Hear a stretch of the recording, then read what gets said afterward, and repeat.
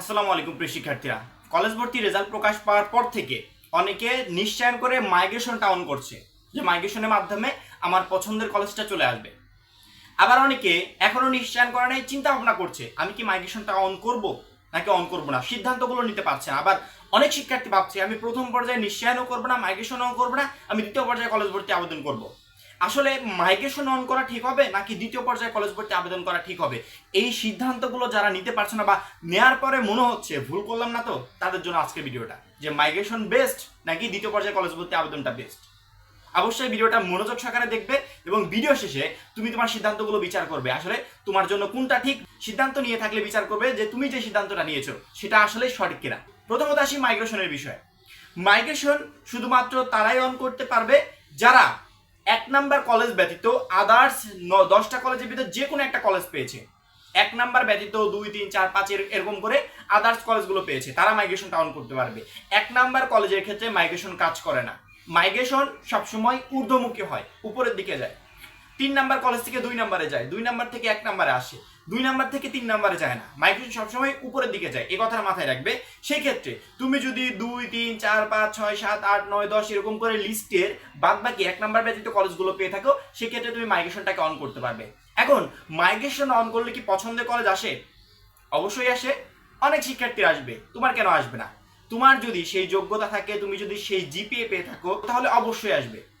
প্রথম পর্যায়ে একটা কলেজের যেই পরিমাণ সিট খালি থাকে সেই সিটগুলো কিন্তু প্রথম পর্যায়ে শিক্ষার্থীদের কিন্তু দিয়ে দেওয়া হয় অধিকাংশ। দ্বিতীয় পর্যায়ের জন্য কিছু সংখ্যক সিট রেখে দেওয়া হয়, যারা দ্বিতীয় পর্যায়ে কলেজ ভর্তি আবেদন হবে কিছু সংখ্যক সিট রেখে দেওয়া হয়। এবং অনেক কলেজ যদি স্টুডেন্ট না পায় সেক্ষেত্রে তারা জিপিএটা আরো কমিয়ে আনে, এবং যে সমস্ত কলেজের চাহিদা বেশি সেখানে জিপিএ কমানোর কোনো প্রশ্নই আসে না। এবং কিছু সংখ্যক সিট দ্বিতীয় পর্যায়ের জন্য তারা রেখে দিল। মনে করো একটা কলেজে 350 সিট আছে, 50টা সিট দ্বিতীয় পর্যায়ের জন্য তারা রেখে দিয়েছে। এখন শুধুমাত্র এই 50টা সিটই থাকবে না। প্রথম পর্যায়ে তুমি যেমন একটা কলেজ পেয়ে ভাবছো যে এই কলেজে ভর্তি না হয় তুমি অন্য কলেজে ভর্তি হবে বা মাইগ্রেশনটা অন করবে, সেরকম অনেক শিক্ষার্থী আছে তোমার চয়েস লিস্টের 1 নম্বরে যে কলেজ সেই শিক্ষার্থী চয়েস লিস্টের 2 নাম্বার 3 নম্বরে সেই কলেজ, তারা তো ওই কলেজে ভর্তি হবে না, তাদের আবার ওল লিস্টের 1 নাম্বার কলেজ লাগবে। এখন তার যদি মাইগ্রেশনে ওই বেটার কলেজটা চলে আসে, তাহলে তুমি যে কলেজে ভর্তি হতে চাচ্ছ যেটাতে সে চান্স পেয়েছে সেই কলেজটা তাহলে সে ছেড়ে দিবে, ছেড়ে দেওয়ার সাথে সাথে ওই একটা সিট খালি হলো। এইভাবে প্রচুর পরিমাণ শিক্ষার্থী ছেড়ে দিবে। তাহলে 50টার সাথে যদি আরো 20টা 30টা সিট যুক্ত হয় তাহলে কতগুলো সিট হয়ে যাচ্ছে? এই সিটগুলোই দ্বিতীয় পর্যায়ে যারা কলেজ ভর্তি আবেদন করবে এবং যারা মাইগ্রেশন অন করবে তাদেরকে দেওয়া হবে।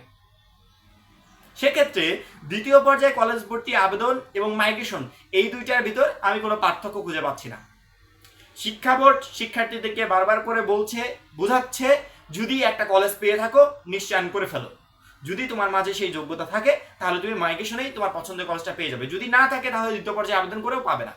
এখন আদার্স হ্যান্ড তোমার যদি মনে হয় যে আমি প্রথমবার যেই চয়েস লিস্টটা দিয়েছিলাম সেখানে আমার 2, 3 নাম্বার কলেজ চলে আসছে কিন্তু 1 নাম্বারটা আসে নাই, আমি পুনরায় আবার একই চয়েস লিস্ট দিয়ে আবেদন করতে চাই, সেক্ষেত্রে মাইগ্রেশন অন করা আর দ্বিতীয় পর্যায়ে আবেদন করার ভিতরে কোনো পার্থক্য নেই।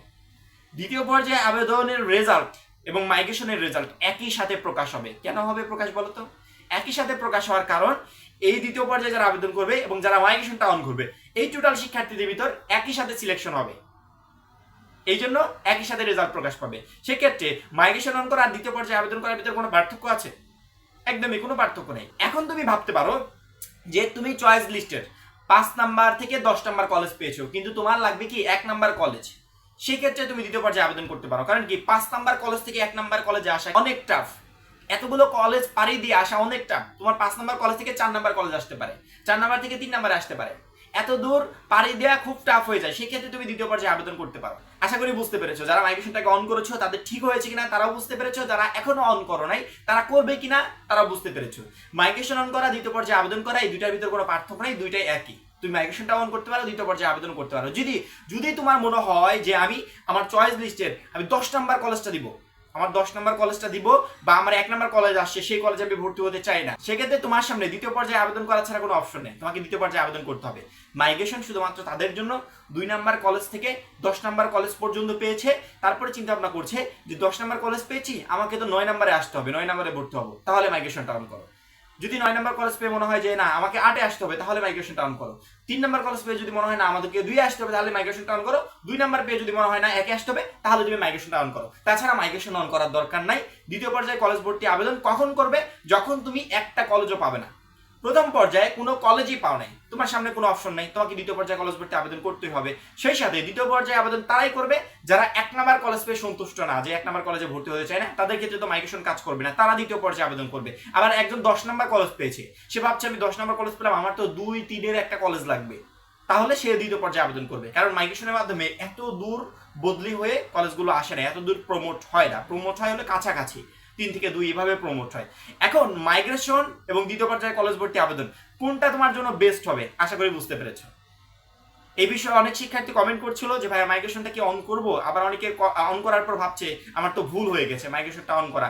এখন তোমার জন্য কোনটা বেস্ট, আশা করি এই ভিডিওটা দেখার পর বুঝতে পেরেছো। যারা ভিডিওটাকে টেনে টেনে দেখেছো, কাইন্ডলি আরেকটু বোঝার জন্য প্রথম থেকে দেখবে, একবার দেখলে আর দেখার প্রয়োজন নাই। একবারই আমি এত মানে সবকিছু বিশ্লেষণ করে বুঝিয়ে দিই, একবার দেখলে তোমাদের দেখার প্রয়োজন নাই। যারা ভিডিওটাকে স্কিপ করে দেখেছো তারা একটু কাইন্ডলি আরেকবার দেখে আসো। এবং যদি কেউ ভুলে মাইগ্রেশন অন বা অফ করে থাকো, তাদের কাছে সময় আছে 29 তারিখ পর্যন্ত। 29 তারিখের ভিতর তুমি অনও করতে পারবে, অফও করতে পারবে। 29 তারিখের পর নিশ্চয়নের টাইমটা শেষ হয়ে গেলে তখন তুমি আর মাইগ্রেশন নিয়ে কোনো কাজ করতে পারবে না। এই কথাটা জাস্ট মাথায় রাখবে। এখন এই পর্যন্ত কলেজ ভর্তি বিষয় পরবর্তী যে কোনো আপডেট সবার আগে পেতে চাইলে অবশ্যই আমাদের চ্যানেলটা সাবস্ক্রাইব করে পাশে বেল আইকনটাতে ক্লিক করে রাখবে। সবাই ভালো থাকবে, সুস্থ থাকবে, খোদা হাফেজ।